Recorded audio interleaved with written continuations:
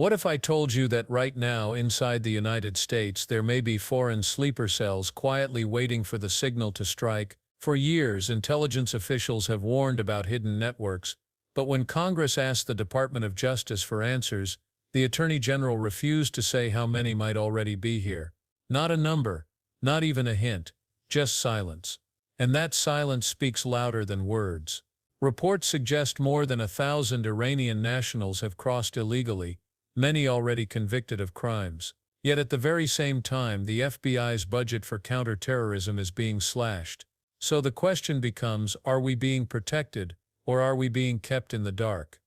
Thank you. Mr. Gonzales. Thank you, Chairman, and thank you, Attorney General, for being here today. You know, when the DOJ submitted their budget, the United States was a nation at peace, and now we're a nation at war. So my questions are going to be focused on national security. How many Iranian sleeper cells do we suspect are in the United States? Congressman, I can't talk about that in this setting, but what I can tell you is I know Homeland Security, I know the FBI. They are focusing on doing everything we can to keep our nation safe, and they will continue to do that. Yeah, it's a frightening time in which we live right now, but President Trump is committed to keeping all Americans safe, and we look forward to working with you on that. Great, thank you. How many active cases of threats to the homeland does DOJ currently have open as of today? Countless. I can't talk about those in this setting either. Obviously, anything pending regarding national security issues. But there is not a day that goes by that we don't discuss the issues that you just brought up with me at the Department of Justice. But I also know that our counterparts at DOD, HSI, the State Department, and all of our agencies are working together to make America safe and, in turn, keep our world safe. This is very much on my mind. I spent 20 years in the military. I spent 5 years in Iraq and Afghanistan. These aren't, of course, these aren't dots on a board. And, you know, not only American lives abroad, what we saw today, are at risk, but it's also American lives here at home. And I don't want us looking back and going, what if? I want us to, as much as we can, get ahead of it, to give you the resources, the instruments that you need to go out and make sure that we're preventing things from happening, not waiting until after the fact. There was a report, you know, of over 1,500 Iranian nationals that have entered the country illegally over the last several years. Do we know out of those over 1,500 how many of those have been convicted of a crime? Yeah, I don't have the number of the conviction, but it's well over 1,000 have entered. Yes, I don't know if it's quite up to 1,500, but yes, it's well over 1,000 have entered our country. And I can tell you we are on high alert, and everyone is looking at that very closely. Just some things just don't line up as far as us. I see the world is on fire now more than ever before, right? Once again, when this budget was submitted, we were a nation at peace, and now things have changed. I look at this, I see law enforcement and national security has a reduction of $645 million, over 1,500 positions.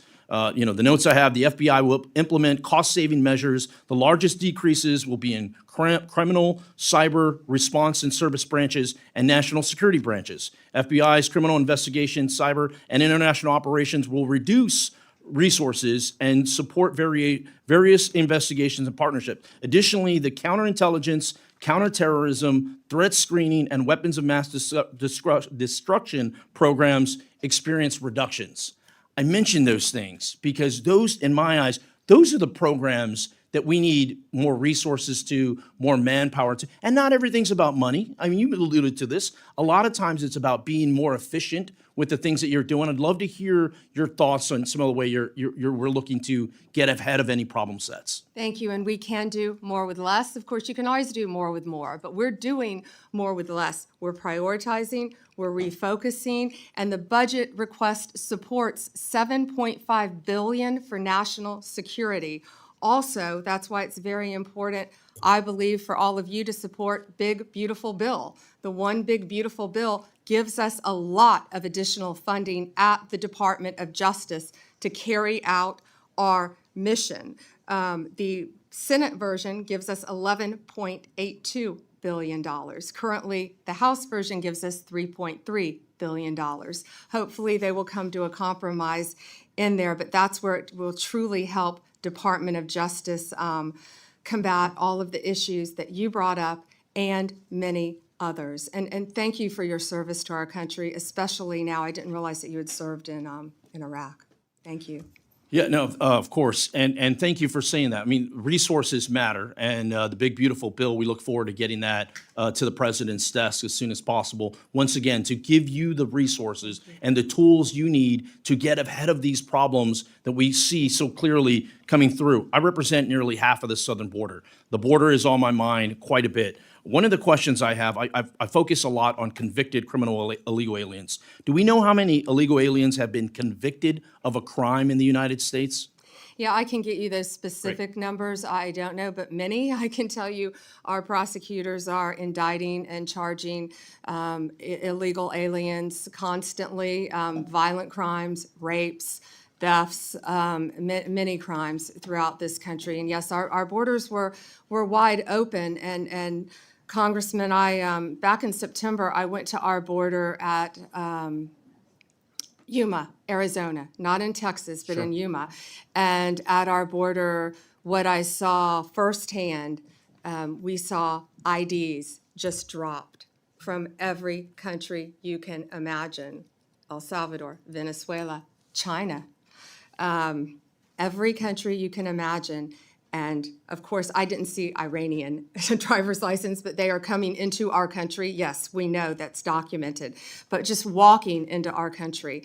And that's why Homeland Security, that's why ICE, that's why the FBI, that's why all of our agencies, DEA, ATF, are all working hand in hand to combat that and to keep Americans safe. And that is what President Trump is committed to doing. Thank you. Chairman, I yield back.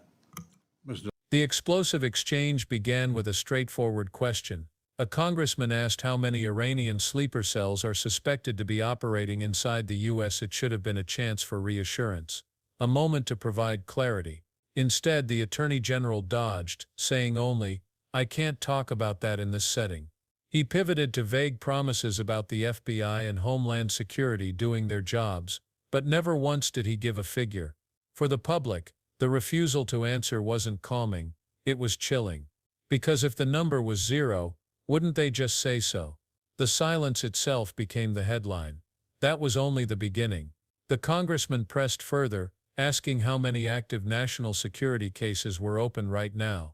Again, the Attorney General sidestepped. He called the cases countless and insisted that these issues were constantly being discussed. But countless isn't a number, it's an evasion. Americans aren't asking for classified intelligence, they're asking for competent leadership. If the Department of Justice can't even say whether the threat is growing or shrinking, how can the public trust that the danger is being contained? For every vague reassurance, a new layer of doubt is created, and that doubt is exactly what adversaries thrive on. Then came a bombshell statistic. Reports indicated that over 1,500 Iranian nationals have entered the U.S. illegally in recent years. The Attorney General admitted that well over 1,000 have crossed, though he didn't confirm the exact number. Even more disturbing, a significant portion of those individuals have been convicted of crimes. This isn't speculation, it's documented fact. And while not every person is necessarily a sleeper cell operative, the sheer scale of illegal entries tied to one adversarial nation should be treated as a flashing red warning sign. Yet instead of a full-throated commitment to rooting out potential threats, the message from leadership sounded more like damage control.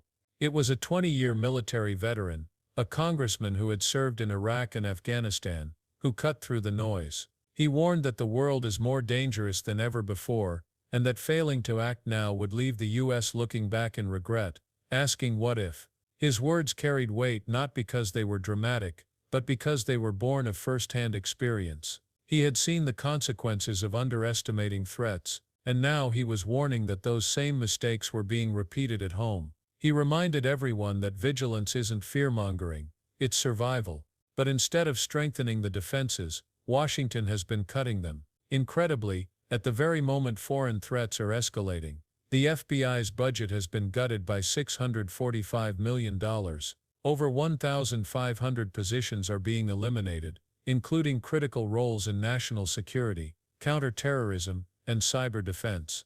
These are the very units designed to identify sleeper cells, disrupt espionage networks, and stop terrorist plots before they unfold. And yet the government insists this is just about efficiency. To critics, it's not efficiency, it's sabotage. Because you don't cut the exact programs protecting you from existential threats, unless you're either blind to reality or more focused on optics than safety. The justification that agencies can do more with less might sound clever in a press release, but threats don't shrink to fit a budget. Cyber attacks don't pause because your resources are thin. Sleeper cells don't disappear because funding dried up. If anything, enemies exploit weakness, and these cuts broadcast weakness to the world. Imagine a fire department being told to fight more fires with fewer trucks and fewer firefighters. That's essentially what's happening with national security, and the risk is that the next crisis could overwhelm a hollowed-out system. Officials argue that more resources could come through what they call the Big Beautiful Bill. The Department of Justice is pushing for billions in additional funding. The Senate proposes over $11.8 billion, while the House offers only $3.3 billion.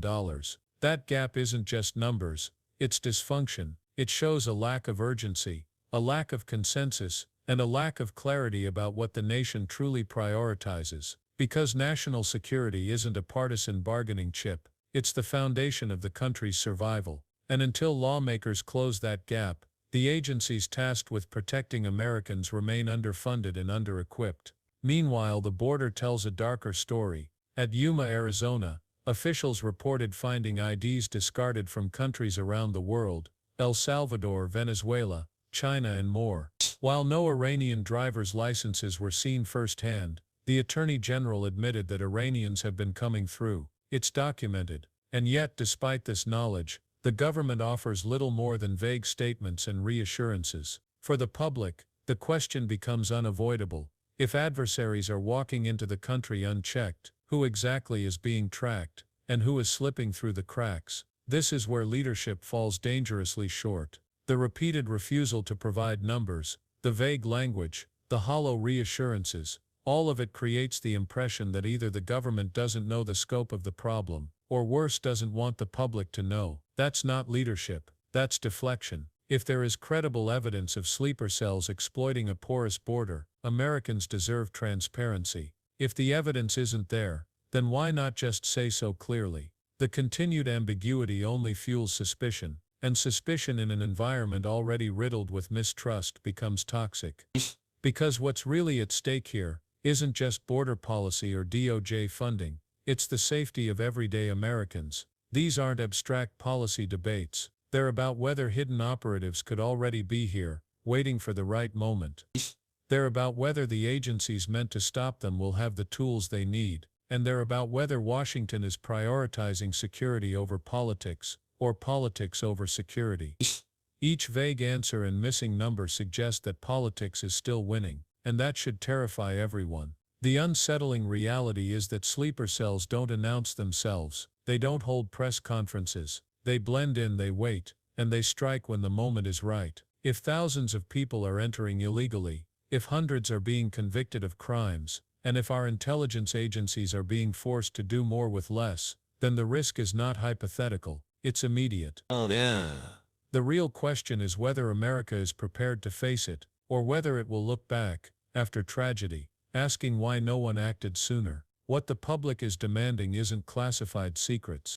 They're demanding honesty. They're demanding a government that takes threats seriously enough to prioritize resources, provide transparency, and confront uncomfortable truths head-on. Because the cost of evasion isn't just political backlash, it could be American lives. And while officials talk about efficiency, the people are left to wonder if their safety is being treated as an afterthought. So what happens now?